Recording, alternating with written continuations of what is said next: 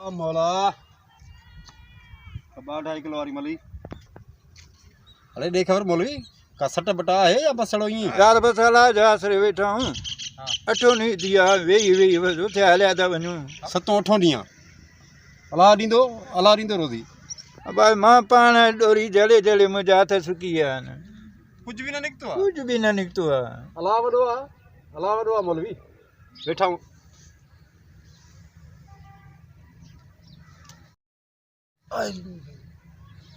मली निकरी वई मौलवी।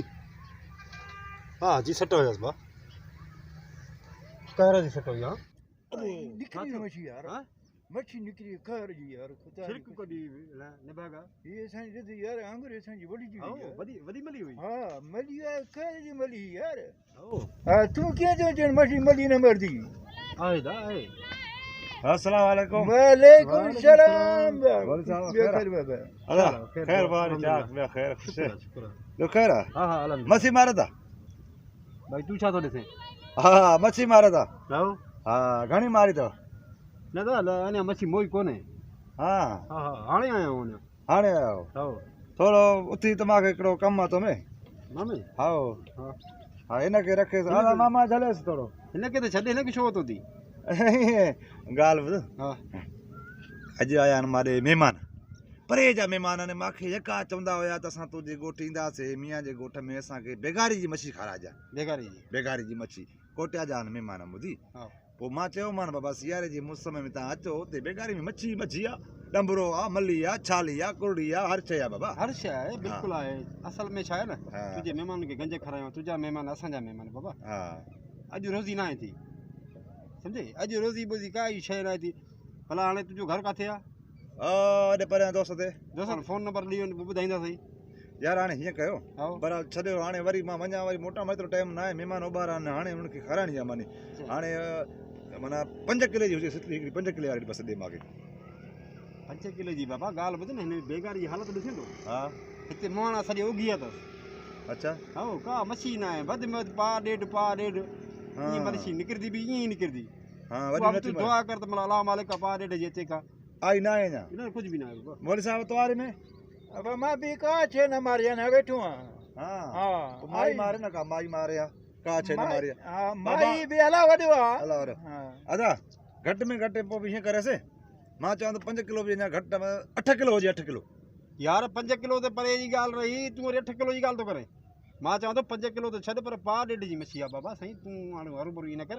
अच्छा माने न मुई आहे अञा न मोई आहे तूं हा। छॾ त साईं असांखे रोज़ी करणु ॾे न।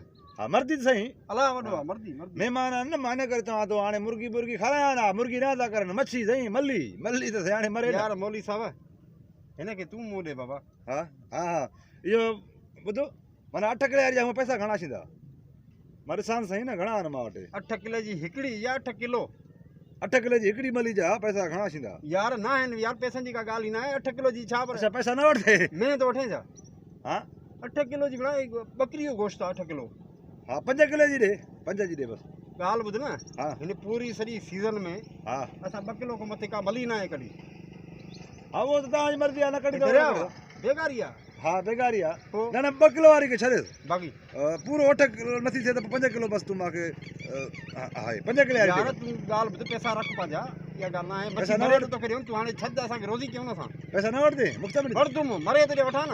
केरु मरे मां मरां यार मच्छी मरे मच्छी मरदी वेंदी त पोइ कीअं खाईंदासीं तूं छा जीअरी खाईंदो आहियां।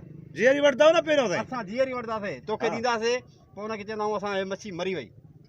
न सही महल त पोइ इहो त हाणे मां महल खणा माना आराम खाराया वञी महिमान खे यार हाणे हा हैरान त करियो सफ़ा यार साईं मूंखे जीअरी कढी ॾे न मां तोखे जीअरी ॾींदुमि बाबा हा मरे त तोखे जीअरी ॾींदुमि। जीअरी ॾे न हा, हा, हा वठ न पैसा हा यार मरे न वरी मरियल मां छा कंदुमि बादशाह वाला मरियल थो न भई हराम करे थो न भई मली आख़िर निकिरंदी हा निकिरे हा मौली साहब सही चए थो हा, हा, निकिरे निकिरे। मली निकिरंदी न मरदी न भा। हीअं आहे न असल में मां तोखे ॿुधायां था फासे ते तोखे ॾींदासीं हा केरु पासे मच्छी।